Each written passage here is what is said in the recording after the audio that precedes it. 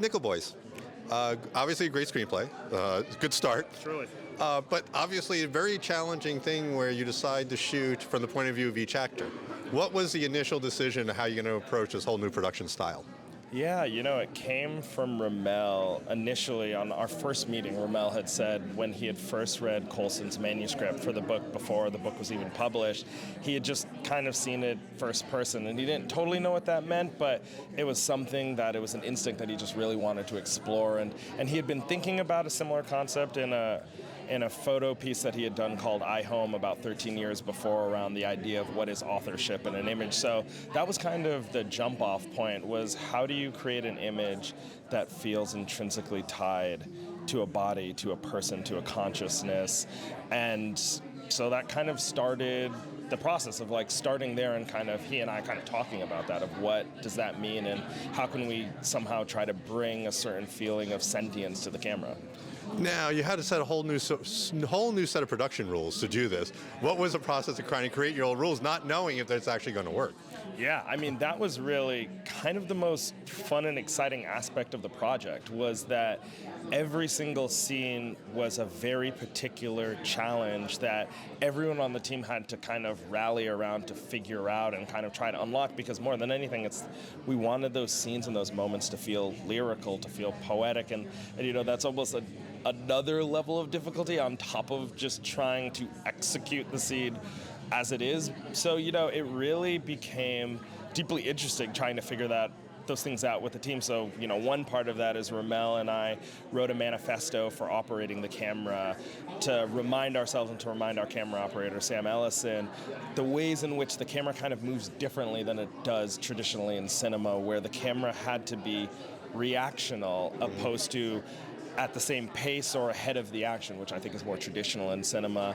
And it was also needing to shoot 360. It was needing to not have any lights on the set because we wanted the actors to be able to just completely flow into it. It also meant that we designed the movie to shoot it all as a set of oneers, knowing that we were going to cut in post, but again, knowing that the actors have to look into a camera the entire time, trying to make it so that we could roll action and cut, they can feel the entire breadth of that singular kind of scene and emotion, which meant, again, kind of building camera systems that could sustain all of the action of any one of the scenes. One of the things I love about the film is the audience actually feels the character more than any other movie I've ever seen before. You actually feel what it's like to be the character. Most notably in the White House scene, the torture scene. How did you view that scene, putting the audience into the perspective of the actors, which is a very painful moment, and what to show and not show? Yeah, that was another thing in our first meeting with Ramel, as he said, I'm not that interested in seeing violence in this movie, which isn't to make small the brutality of the movie, because again, it's like thinking about, the school Nickel is based off of the Dozier Academy for Boys in Florida, and that was an academy that only closed in 2011, and in 2013 they started exhuming bodies. So because we're talking about a real story with real people who are alive in living memory today, who went to the Dozier School, boys who were younger than me who graduated from that institution. There was a certain level of kind of integrity that it had to have, because we were honoring a very real event that happened to very real people. And not showing the violence was kind of part of that, not because we wanted to make it easier for the audience, but actually we wanted the audience to invite themselves to imagine how brutal that experience actually could be. And when we had the actual pictures from the Dozier document that we put into the movie, it was a question for Ramel and I, what image could we possibly create that is more inhuman than the actual forensic images of the Dozier School. So that was kind of where a lot of those ideas came from, where ideally an invitation for the audience to not just see someone's story, but to feel it, to be brought into the moment of it, to, instead of thinking, what is Elwood feeling in this moment, ask a much deeper question of what would I feel in this moment, and how scared would I be, and what would be the lasting effects of this kind of terror and this kind of violence. Well, the flip side of that is my favorite scene is when Hattie knows that Turner needs a hug. Yeah. But it was also great seeing the actors the first time, a new style of acting. How did you approach that scene? Because as the audience, I felt hugged. Yeah. And it was such a great moment. But the actors, it must have been difficult for the actors being trained to act a different way.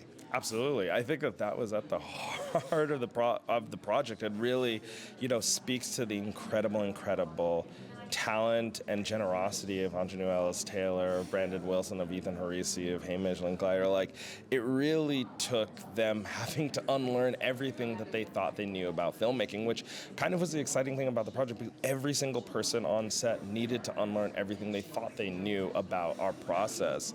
And for the actors, and for that scene in particular, you know, when you see the camera hug an actor, that's quite literally me, Sam Ellison, or Ramel Ross operating the camera and physically hugging them. That changes the way you make an image. Having a haptic connection, having the intimacy of holding another person's body in that moment, I think, you know, you frame in a different way with the camera after that. And I think that that was kind of, we were all finding it together. We were all finding it together, but I think most importantly for Ramel and for us and for the team was the actors not feeling fettered by the artifice that they were being asked to do of looking into the camera. But, you know, the way that Anjanou looks into the camera, it isn't just looking down the lens.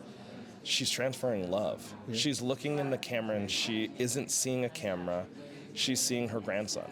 And I think that speaks to her brilliance as an actor. And, you know, commenting on how she did that, I can't possibly begin to understand, because if you put me in a room with a camera for 10 hours, I don't think I could get 1 second of the kind of connection and love that she brings to every moment she's in the movie.